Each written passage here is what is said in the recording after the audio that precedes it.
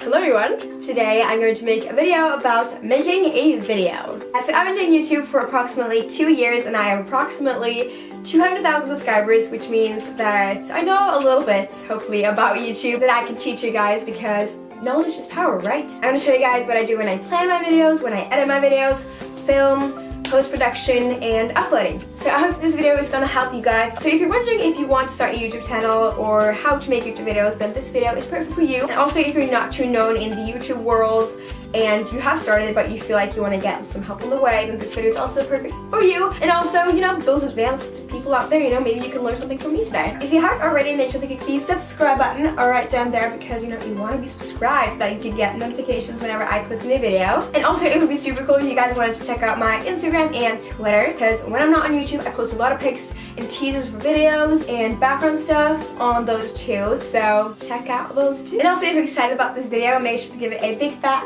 thumbs up. Let's see if we can get this video to 9,837 likes. Let's do it! Okay, so that's it. Let's get right into this video.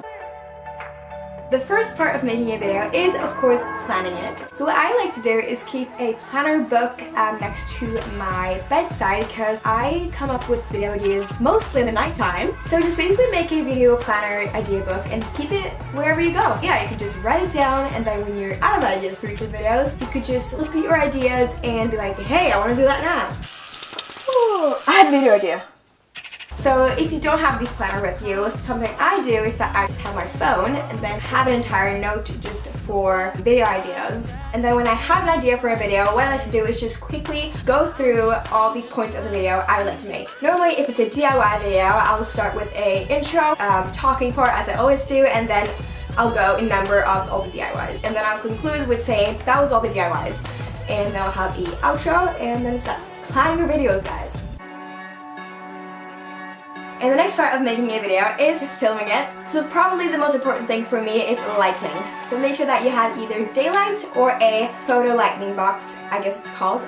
I can link mine in the description box down below if you guys want to check it out. For beginners, for newbies, and even advanced people, like, you don't need the softbox lightning box. If you have beautiful natural lighting, then you don't really need it. And also adding an additional chandelier or lightning in the roof is also a great idea, but just make sure that you film in daylight. That would be my best tip. And then the next thing is the colors of the background and the colors that you're wearing. Some of the colors that I would recommend would be wood and dark pink. I just recommend going with some whites or some pop colors or something neutral as well that works out perfectly. And then the next thing about making a video that you have to think of is the camera. Imagine you clicking on this really cool thumbnail, like watch the video and the quality is like bleh. The quality is like down there. It's like underground. So what I do is that I have a tripod. If you don't have a tripod or you don't really want to buy a tripod, then you can also use a table or a stand or something that you have from before. Honestly, tripods aren't that expensive. I think I found this one for like $5. It stays, it's good, it hasn't fallen apart yet. It works out, it's lightweight. I'll also link my tripod in the description box down below if you guys are interested. So the camera I have now is pretty expensive. Personally, if I was a newbie on YouTube, I would probably not go out and buy this camera. But if you're aiming for like really good videos when you're a newbie, then you could get the Canon 1100D. It isn't as expensive as the 70Ds or the 700Ds. Personally, I think I would invest in an expensive lens and a cheaper camera just because the lens does everything for the video quality. It's all about the lens. What I'm using right now is actually not the best lens that you can use for films. The best one you can get is the Sigma 1.4. So then also another thing I'd like to add is that when you're filming, you have to set the settings on your camera. So my personal preference is to put the saturation on 2 to 4. It depends on what kind of video I'm making. If you like to have the color tone at 0, the contrast at 0, brightness probably around 1 to 2, kind of depends on, again, what video I'm making. But you know, this is just my personal preference of settings. If you prefer a little saturation and dark videos or light videos or even different settings basically, then you know, you could just choose to do that, but that is just